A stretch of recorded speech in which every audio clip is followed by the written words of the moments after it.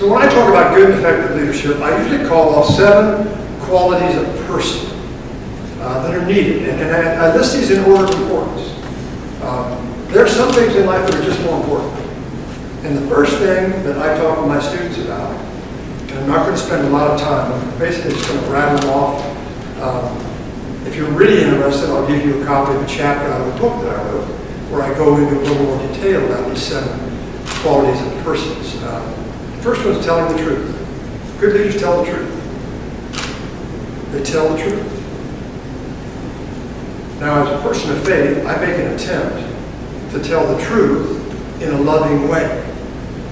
But you got to be careful about that too. Because sometimes if you take the truth and you put enough sugar on it in order to try to make it not offend, guess what? Before you know it, you haven't told the truth at all. The person that you've had to try to have communication with leaves the meeting where you've tried to have a leadership experience with him or her, and they're not at all sure what you said. In fact, they're feeling pretty good about it, and you're thinking, boy, I really laid it on the line, because you just sugarcoated it. So you must tell the truth. Imagine yourself being a servant leader or a leader of service.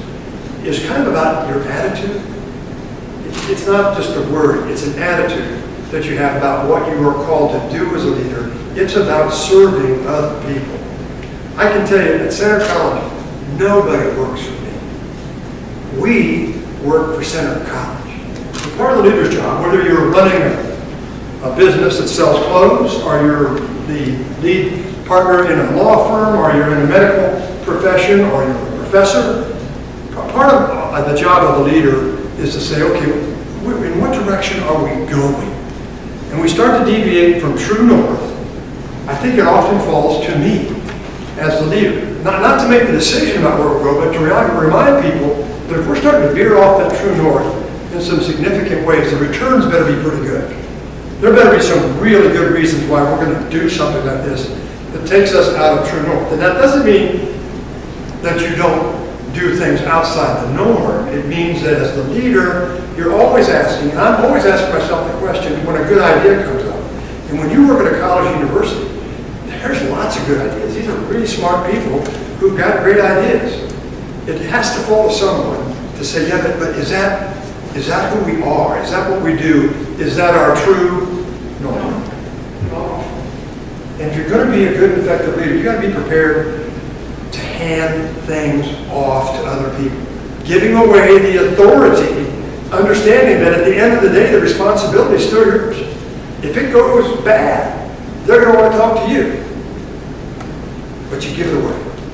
And if I've had any blessing in my life as a leader, it's having the good sense to surround myself with outstanding people and then let them do their jobs.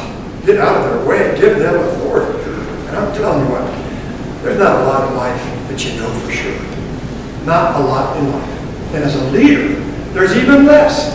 Because it's always choosing between competing goods. So you gather a particular place like this. So you gather the data, and then at some point you have to make the judgment call. That's what intuition is often described as. And I think good and effective leaders gather information. They gather information and then they act on their intuition. Informed intuition. You work at it. You practice at it. You're intentional about it. And I think good and effective leaders, on occasion, they dream big and hit home runs. So who remembers what we did last fall here at Center College on the 11th? Yes. Presidential debate. That's right. We had a vice presidential debate here. We had about 400 journalists from all over the world. We had, in terms of the reach of that, it's 72 million people. It cost us $3 million to do it, so it was not an inexpensive proposition. The return on that was somewhere in the $56 million in terms of what kind of publicity that bought for Center College. That was a home run. You know what the biggest figure was? Is from this point forward, from 2000 and now again 2012, the faculty, particularly our staff, and the students who were affected by it, nothing's impossible. Because they have been a part of the impossible. They have done something that no one else thought we could do, and they were in the middle of it. And so when you take an organization, whether it's half a dozen people or 5,000, and you give them evidence and experience that they can do things that are seemingly impossible, how in the world, oh my God, they did that. It changes everything. I have come to believe that good and effective leadership, like many good things, is a habit. It is more about developing and maintaining a practice of curiosity, inquiry, humility, and the testing of good ideas than it is about acquiring and applying an established set of facts or skills. Authentic modern leadership in formal organization is akin to being a skilled athlete who has mastered the fundamentals but who approaches each play fresh. Good and effective leaders know that there is no magic to being successful. They understand their opportunity to serve as leader will require knowledge, flexibility, honesty, humility, focus, trust, judgment, aspiration, inspiration, and more. Leadership might be thought of as a cross between common sense and being smart. Evidence again that good and effective and even inspired leadership is not rocket science. It's more hard work than rocket science. But more about being intentional, being open, being willing. Albert Einstein, quote, most people say that it is the intellect which makes a great scientist. They are wrong. It is character. Close quote. Perhaps we might imagine that one's character is simply that collection of habits that defines our person. It's a whole lot more than what we say, though what we say does matter. It's what we do. It's who we are when no one's looking. It's what matters most in the darkest of night, when there is no applause. When doing good is done only because it needs to be done, it must be done. And you do it. You have no choice. You must care. You must do right. You must show good character, because it's who you are at your deepest core.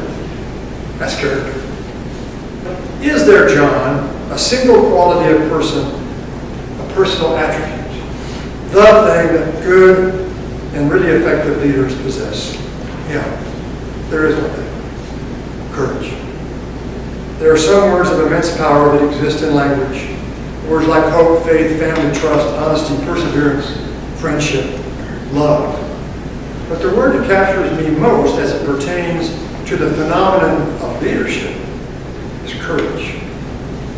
Aristotle, the ancient philosopher, defined, quote, courage as the first of human qualities because it is that which guarantees the others. Close quote. General George Patton suggests that, quote, courage is fear holding on 1 minute longer. Close quote. Good and effective leaders understand that they will be required to be courageous, if only on occasion. They stand prepared to do so on those days, often only in those moments when the only choice is to stand tall, to do the right thing, to be courageous. Even when the cost of doing so may be great, even when taking such action occurs in the absolute darkness of night, if you will, knowing that no one will notice, they choose to lead. They choose truth. They choose courage. If you seek to lead, or if you are called to lead, then ready yourself for opportunity. Ready yourself for leadership. Look for it, anticipate it, and embrace it.